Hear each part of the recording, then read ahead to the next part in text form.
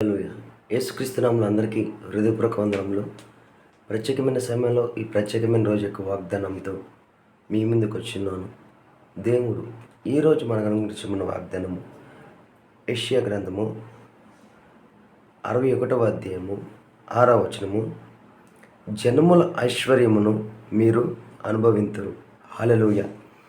ఈ వాగ్దానం ద్వారా మనం దీవించబడును గాక. ఆమేన్. ఎప్పుడైతే ఇచ్చిన వాగ్దానాన్ని బట్టి అడుగుతామో అడిగిన సమస్తాన్ని దేవుడు మనకి అనుగ్రహిస్తాడు. కాబట్టి మనం ప్రార్థించిన ప్రతిదీ మనం పొందుకున్న విశ్వాసంలో మనము ఉండాలి.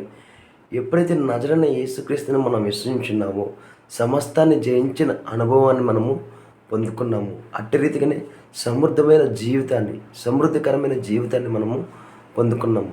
మనలో ఉన్న ప్రతి బలహీనత ఆయన తీసుకుని ఆయనలో ఉన్న ప్రతి ఒక్క విజయాన్ని, ఆయనలో ఉన్న ప్రతి ఒక్క జయాన్ని జయించిన అనుభవాన్ని మనలో పెట్టినాడు.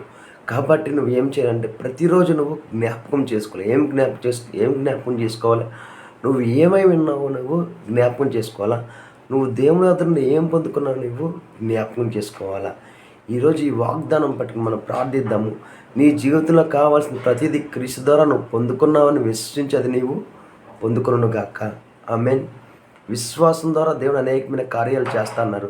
ఈరోజు మీరు అడిగిన దానికంటే ఊహించిన అత్యధికమైన కార్యాలు మీ జీవితాల్లో జరుగునుగాక. ఆమేన్. ప్రార్థించుకుందామా. స్తోత్రం మహోన్నతమైన దేవా, నీకే వందనాలు స్తోత్రాలు చెల్లించుకున్నాం తండ్రి. ఇచ్చిన వాగ్దానం బట్టి నీకే కోట్ల స్తోత్రాలు చెల్లించుకున్నాం తండ్రి. ప్రతి ఒక్కరూ సమృద్ధిగా దీవించబడునుగాక అని ప్రవచిస్తున్నాం తండ్రి.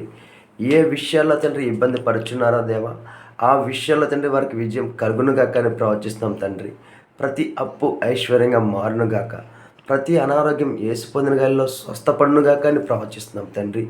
ఏ విషయాల గురించి అయితే తండ్రి ఈ ప్రార్థనలో ఏకీభవించున్నారా దేవా, ఆ ఏకీభవించిన విషయంలో విడుదల కలుగునుగాక అని ప్రవచిస్తున్నాం తండ్రి. కావాల్సిన ప్రతి ఒక్కరికి కావాల్సిన ప్రతి ఒక్క సహాయాన్ని అందచేయమని నజరేయుడైన యేసుక్రీస్తు నామములో అడిగి వేడుకొంచున్నాం తండ్రి. ఆమేన్. అందరికీ హృదయపూర్వక వందనములు.